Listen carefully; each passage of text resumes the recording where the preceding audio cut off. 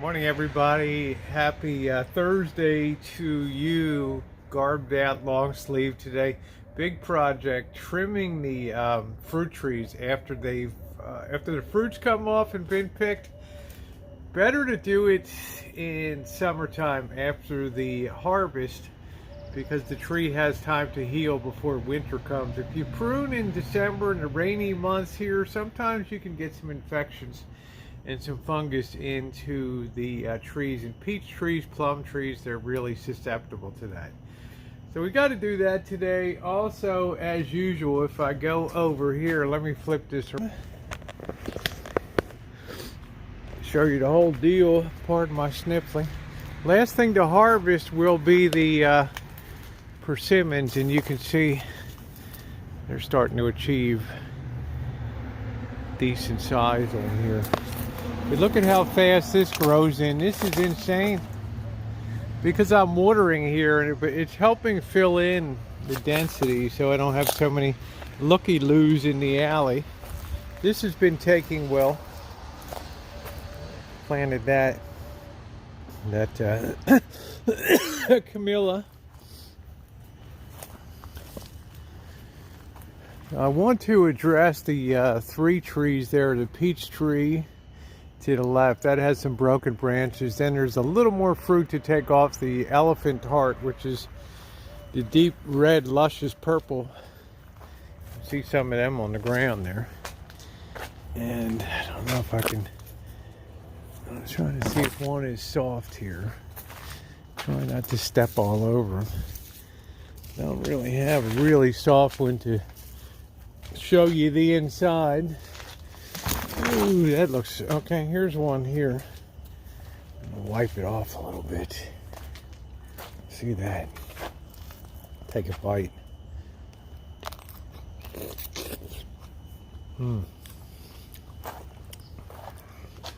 That is just delicious. And of course, the tree on the right is the Santa Rosa plum, and that she put out its fruit in June. So we need to prune this. I need the top cut here. I don't want these things to be out of control. My preference would be to have more of this fruit than the Santa Rosa plum. So we gotta do that. I probably have to run the mower around too. It's not too bad. Cut down some of this stuff too. Look at this mulberry tree. This thing is just drives me insane. So I have to get this trimmed up. I'd like to just see this tree go sayonara.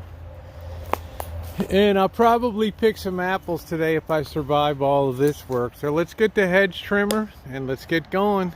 I'm going to be using this Sun Joe trimmer I got off of Amazon. It was highly recommended. Gives an excellent reach. And it's kind of heavy, but I can do a job with this. So we're going to make sure we top out these plum trees and peach tree. Every time we do a cut on the trees year in, year out, it makes the base skeleton of the tree, the frame of the tree, stronger.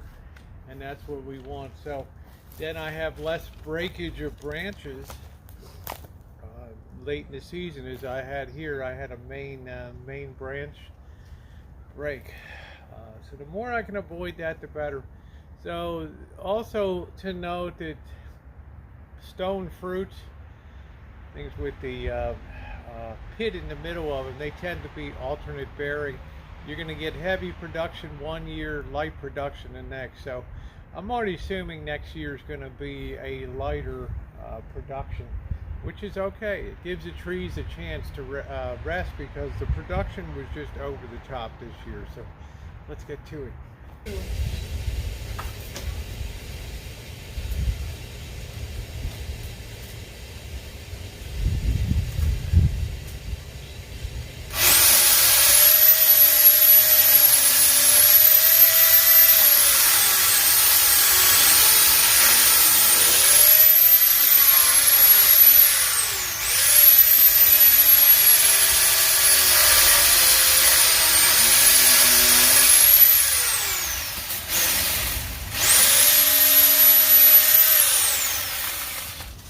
that center open to let a lot of light in during the growing season. So I'm going to get the big rake and take that stuff down. Whew. I'm opening up this canopy area here by cutting what branches I can to get this away from the plum tree. Make a few more cuts over here. You can see I'm already building up a good pile. It's gonna have to all be processed later, but we'll get the cuts done. Damn, look at this wild ass tree.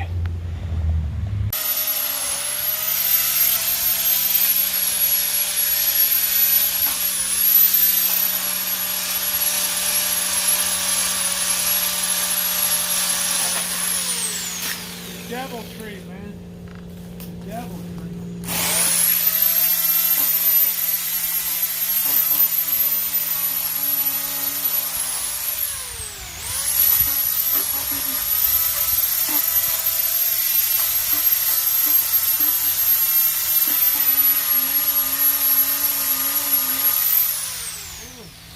Not today, Satan tree. Woo! Knocking that crap out. Dang. The stuff coming down on there. I'm going to process with the mulcher on this power mower here. I'm going to go ahead and start mulching that first load up. I don't want to have a whole big pile at the end.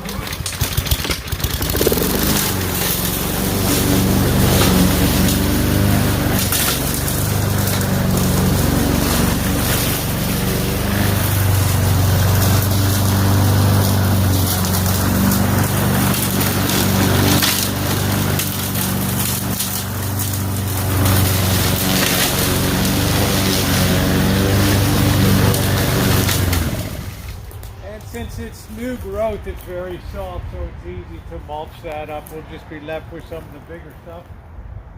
But it keeps things very under control.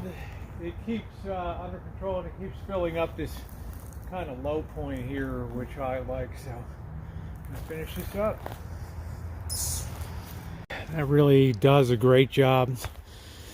Good way to recycle material and get it cleared off. A little more cutting to do here. See if I can reach a bit more of the stuff that's overgrowing the plum tree, and then we'll move her over in that direction. We roll into our second hour here. That really cleaned up well, and it brought us right back to when the trim work was done, which is exactly what I wanted. Pretty clean. See, it all suckers off of that branch there, but a few more cuts here and I should be done with the monster today, hopefully. I've started working on the first tree, which is the Santa Rosa plum. Took off a big section of that because I want to keep it kind of clear behind.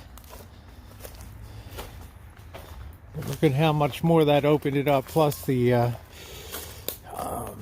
pear tree's been getting shaded here, so a few more cuts on here on the first tree and we should be good to go to a point where just the hedge trimmers to just top trim it. What it does, it just makes the structure stronger, the skeleton of the tree, to be able to hold up fruit.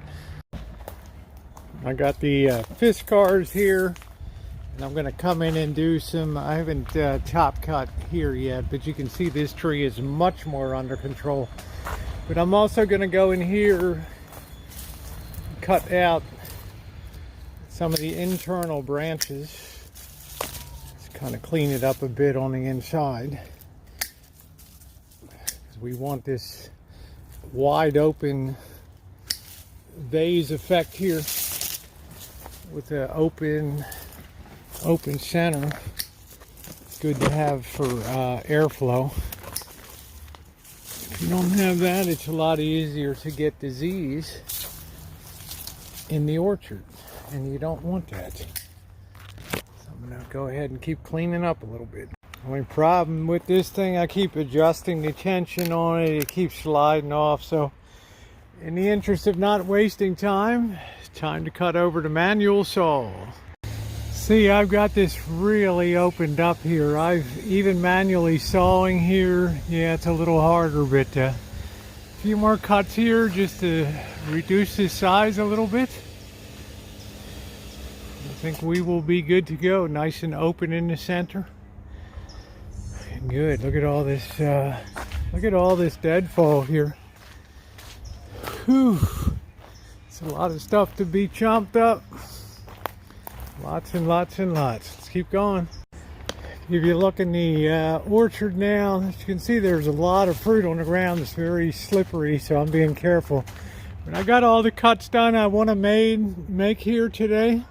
Yeah, it looks kind of nude on the inside. Believe me, when you have fruit that's supported on a stronger structure instead of weak, long branches, then you don't have to worry so much about branches breaking. And I was kind of lucky that I only had one real break this year. So time to get the heavy tooth rake and get this raked out. Take a look at how clean the orchard floor looks. Exactly what you need to do to have very strong structures to support a lot of fruit in the future. And as I told you, these are alternate bearing.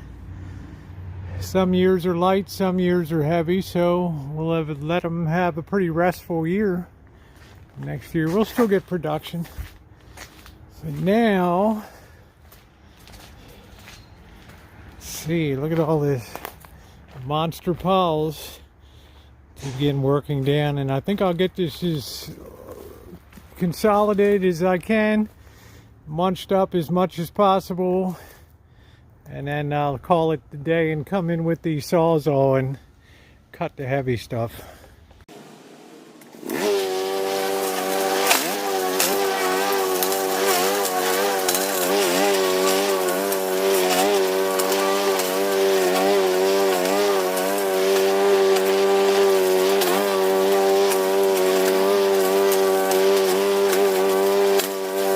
Voila! Check that out. Where that double blade mulching does a beautiful job. Saves so much hassle of hand cutting. Just sorry this went out today. Kept jumping the sprocket there. I'll get working on that, but breathing heavy because this is a lot of bull work today. And look at how great the orchard looks now. Nice and clean, sanitary, good airflow through. Best way to prevent disease. So I'm going to close it out now. Thank you guys for being along. Another heavy work day here on the Rancho where the work never ends. I didn't get anywhere near doing all this. But tomorrow is another day. Thumbs up are appreciated. Please like and share. Thank you very much. Woo!